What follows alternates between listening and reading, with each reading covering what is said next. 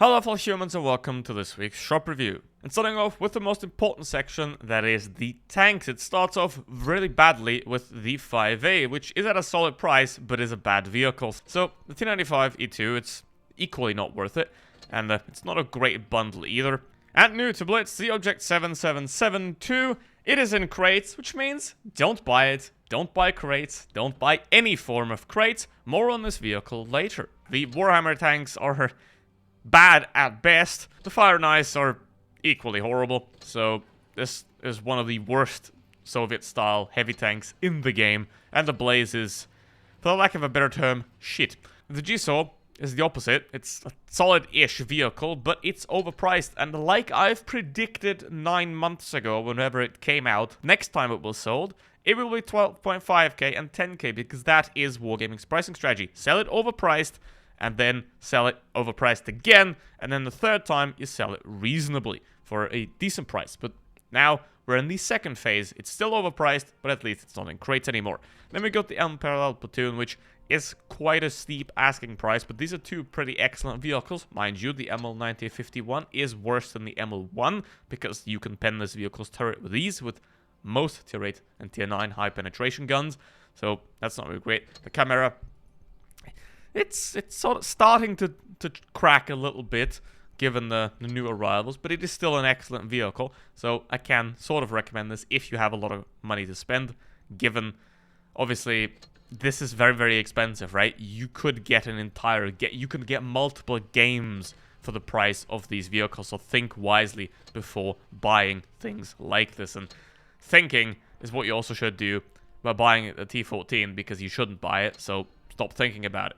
Smashing Platoon, it is a smashing disappointment. T-34-3 is underwhelming at best. And the Object 2 FTU, it already has crumbled, unlike the Chimera, which is still holding up very well. This vehicle has crumbled and is now definitely not worth it at 8,000. Why would you pay 8,000 gold for a washed up, boring tier 8 heavy tank? The Type 57 is the one to have in this category now, not this thing, especially not at that price. If it's at 5k, we can talk about it. For 8k, it is laughable that it's even sold for that price. Now, the M4190, it should have had 500,000 creds in this slot right here, but Wargaming decided to make this bundle worse by adding 2 collect them all containers, which gives you about 3 boosters. So this is a downgrade of the bundle. 5,500 normally includes 500,000 creds, 30 days of premium. That's a good bundle. Now it's a bit less so. The M4190 is not a credit grinding vehicle, and say it's a fun tank for good players. So if you happen to be that, if you enjoy light tanks, it can be a solid deal, but only pick it up if you're a good player.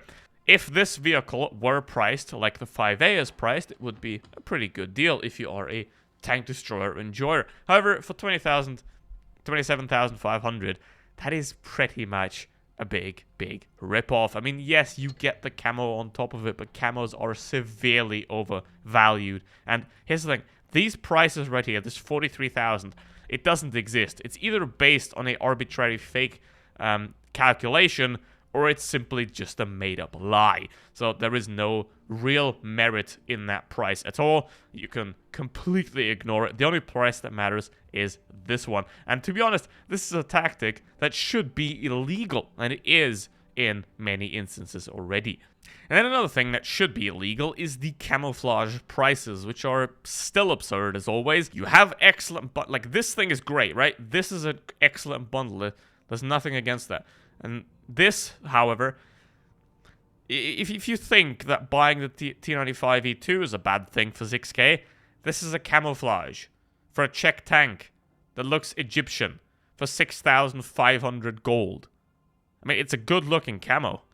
But this thing, if you buy a camouflage, a legendary camo for anything above 2k gold, I would highly advise you to seek a financial advisor.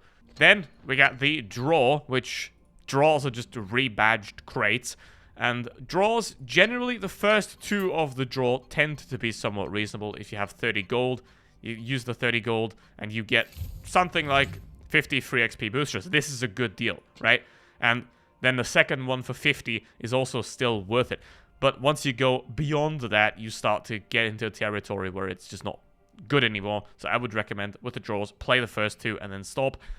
And then at last, we have the resources. Don't buy credits for gold. It's a bad idea. However, something like this Starters Researcher's Kit, it's pretty good. And it can be worth it if you're trying to get a bit further with one of your tech trees. It can be a decent investment, sort of. So I'm filming this before the price comes out, but let me guess, it was in crates and it was unreasonable. So, do you want to pay an absurd amount of money for a vehicle that is the 113 but worse? Now, you have excellent DPM hit, 3,100 compared to all the Soviet-style vehicles and the extremely disappointing VZ55, but you do still lose to the 113. It does have better aim time and worse accuracy than the 113, however, it does beat all of the rest of them in terms of the aim time and the accuracy mostly, even though it is on par with the pretty bad accuracy of the VZ and IS-4. It does have 6 degrees of gun depression, which is very common for vehicles like this. It has an effective powder weight ratio of 14, which is about the same as the 113, slightly higher than most of the others here. And the traverse speed, however, is 22. I mean, the 113 used to turn like a boat. This turns like a cruise ship. Will the armor save it? Well, the lower plate's 100mm, so not that. The upper plate is 250, so you can also pen that. Then this plate is very well angled, so you can't pen it, but it's only 130mm. And then the turret is pretty much impenetrable, but you can have that on the 113 too, sort of. You can pen the side of the gun here, which is also a thing you can do on the 113 and pretty much most of the Soviet-style vehicles. I mean, you can't do that on the IS-4, but this thing does have the DPM to make up for it. But overall, why would you need this above the 113 where it has worse DPM, similar-ish armor, and worse traverse speed? And the only upside really is slightly better aim time. There we go with the 777 into the battle. Now, is it anything special that you must have? No. Is it better than something like a 111 5A? Yes. However, if the price is higher, then there is still no reason to pick it up whatsoever. Obviously, at this very moment, I don't know the price yet, so you know from the beginning of the video, but I currently don't, because that's how time works. But yeah, basically, if it costs more than the 5A, let's say we sell this vehicle for 22,500, then we can still talk about it. 22,500, I think I find reasonable for this vehicle. That's an okay price, that's what we can sell it for. If it's anything above that, or if it's even in crates, where it costs between 100 and 150 euros most of the time to obtain, I don't know. Well, I do know, it's an absolute rip-off, like any form of crates are. The vehicle itself is solid. Right, I made the explicit comparison to the 113 because that's what it really, in my opinion, compares to mostly, because it's very long as well. It has a similar tight gun style. It does turn even more like a boat than the 113, so I think that is a very fair comparison to make here. And the 113 is a very good vehicle, so there is no real downgrade by comparing it to the 113. I'm just showing that why would you spend that much money to get the premium version of a tank that's sort of better? Because the 113 is a great vehicle. And no doubt, this thing can be good as well. Like, the reason I'm reviewing new tanks so harshly every time is, first of all, because they're often in crates, which means I'm reviewing them at their price point. Why? So, you know, spending the price of 2 AAA games for a tank that you can get for free better in the 113 is a bit of a, how do we call that? Rip-off. But all in all, it is a solid vehicle. So once it comes into the shop in probably a couple of months, and it might be sold for something like 22,000, then you can very much talk about this vehicle being relevant and being possible to pick up. But in its current form, forget it. Obviously. Just grind the 113 if you haven't done that already. I've talked about the assisting bundles earlier that are great. The €1 one, for example. Those are great. Pick up one of those. And then you're on your way to the 113. And you don't really miss out on anything. You even have more DPM. Well, to be fair, I wasn't quite fair to this vehicle earlier. It does have 5mm more premium penetration than the 113 as well. You gotta give it credit for that, right?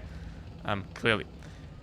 Now, this is a very good game, obviously, but always, the player makes the bigger difference than the tank. And you can't expect the tank to suddenly carry you to victory when you're not a good player, obviously.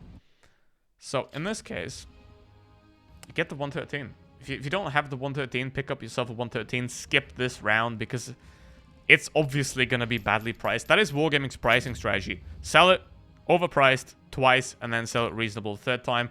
That's just how they do it now. It's great in terms of a marketing perspective. It is horrible for the consumer. Don't buy it. Go buy it.